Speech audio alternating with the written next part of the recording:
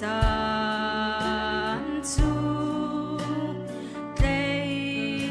khô lâu in an liam vui ba lắm rối na thong nè căng hồ ba lâu cùng thở gần thai lắm rồi tu boy amin thiang chu thắng cha đi lùm cầu xe căng nên nát say dòng là si vui kria hoi kom đốt nắng dây tin ta cùng thở na đón sẽ tâm du nạc si xoan mơ sẽ tâm du nạc chu thi na khờ rau du nạc chu sung gian nun nạc bê tu a si vui ba lắm rối na thong nè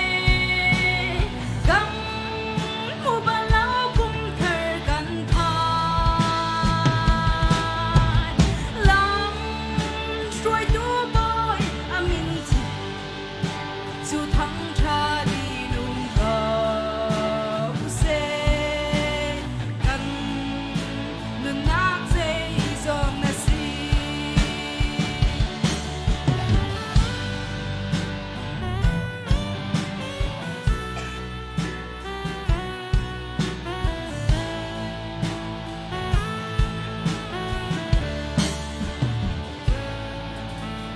mai lấy căng nun nạc làm thuan bồi ba nàng đi can xoay lô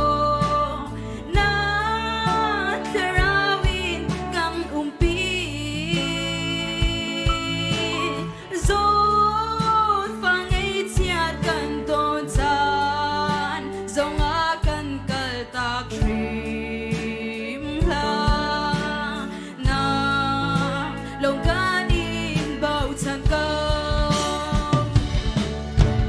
vui ba lắm rối na thong nè căng hồ ba lâu cùng thở gần thai lắm rồi tu boy amin thiang chu thắng cha đi lùm cầu xe căng nên nát dây dòng là si vui ba lắm rối na thong nè căng hồ ba lâu cùng thở gần thai lắm rồi tu boy amin thiang chu thắng cha đi lùm cầu xe căng nên nát dây dòng là si căng nên nát dây dòng là si